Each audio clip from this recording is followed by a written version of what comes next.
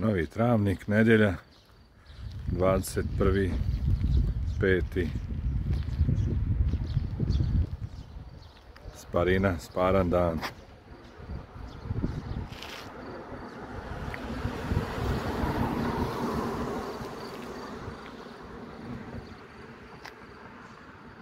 Jedan pozdrav iz Novog Travnika.